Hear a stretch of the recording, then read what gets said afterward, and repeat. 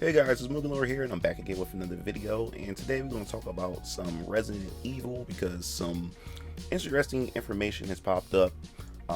But they're leaks, they're rumors, so we're going to take it for a grain of salt. But I thought it was quite interesting because this type of information had popped up about a year or two ago, and now it has definitely resurfaced. So I think it'd be interesting for us to go check it out. But before we begin, I just want to let you guys know, if you haven't checked out my last video, I talked about the Evo 2020 lineup, which I thought was quite interesting. And the fact is that Marvel vs. Capcom 2 is having an invitational, and it's gonna be like a mainline event as well at Evo. So very good for the Marvel vs. Capcom 2 fans. And I must say that Marvel vs. Capcom 2 and Street Fighter are pretty much the two games that elevated Evo to where it is today. So if you want to check out that video and hear my thoughts and my opinions and have a discussion with everybody else in the comment section, I advise you go check it out. So we're going to dive right into it. So let's do this.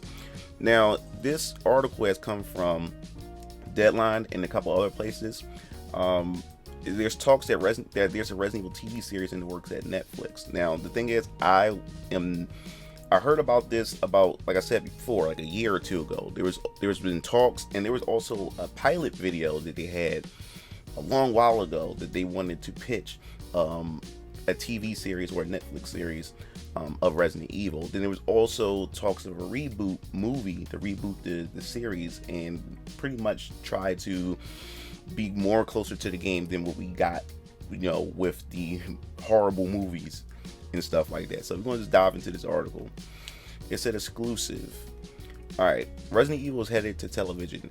I have learned that Netflix is developing a script series based on the hit action horror franchise. I hear the series will be a Netflix global original. German production and distribution company was a Constantine Film, which is behind the Resident Evil movies, loosely based on the Capcom video game series, is the studio. Oh dear God. Oh jeez. Search is underway for a showrunner and to shepherd the adaptation. No one is commenting, but I hear the plan is for the series to expand the Resident Evil universe and deepen the existing mythology. I hear the series will keep the basic premise, which also served as a setup for the movie franchise. The drama series will explore the dark inner workings of the Umbrella Corporation and the New World Order caused by the outbreak of the T-virus. While the project is in early stages, the series is expected to incorporate all the Resident Evil signature elements, including action sequences and Easter eggs. The Resident Evil movie Evil film franchise launched with the 2002 Resident Evil. Consists of 6 movies to date, produced by Constantine, which had acquired the rights to the video game series and distributed by Screen Gems. The franchise has cumulatively earned $1.2 billion worldwide to date, to rank as the highest grossing film series ever based on a video game. So Paul W.S. Anderson was behind the 6 movie series, which starred Mila Jovovich, and wrapped in 2016 with Resident Evil: The Final Chapter. Since then, Constantine Films Brass has discussed plans to reboot the franchise, including as a TV series. Last month, the company hired Jonas Roberts to write and direct a potential feature Resident Evil reboot with a new cast. Okay, now, first I was kind of excited, but now that I'm seeing that it's going to pretty much be the same company that gave us those crappy movies. Now, before I even get into that, I do want to just make this clear that I enjoyed the first Resident Evil movie because I did like the setup, the premise that they had going for it, that it did have some of those elements from the video game that I've grown up to know and love. But it was till they got to the second movie where it just got horrible. And I was looking forward to the second movie because they teased that Nemesis was going to be in it. And if you had played Resident Evil Nemesis back then on the PS1, then you already know that, hey, there's some potential here. We could get a nice, good action horror type of film. And then now we have the remake and everything too. And that's, with the visuals and how it looked, like a movie and stuff, it just looked awesome. And for that time when Resident Evil 2 was in the works and they revealed it and stuff, I was like, oh, I can't wait to watch the movie. And then my brother Keel Lancer, and our dad, we went out with the guys and we all went out to see Resident Evil 2, and oh my God, that was horrible. That was a horrible film. They messed my boy Nemesis up. It was nothing but a guy in a rubber suit. It was just so cheesy, and you know, Alex, I think that's her name, she became like a super powered being fighting zombies, kicking, flipping and stuff, and it was no longer Resident Evil.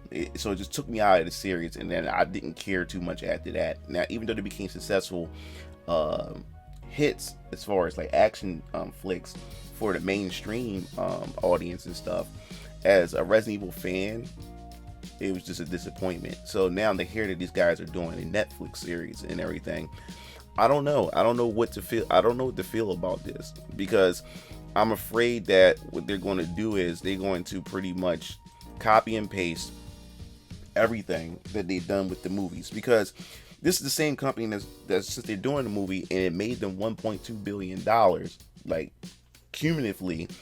They know they got a hit franchise on their hands that's making their company money.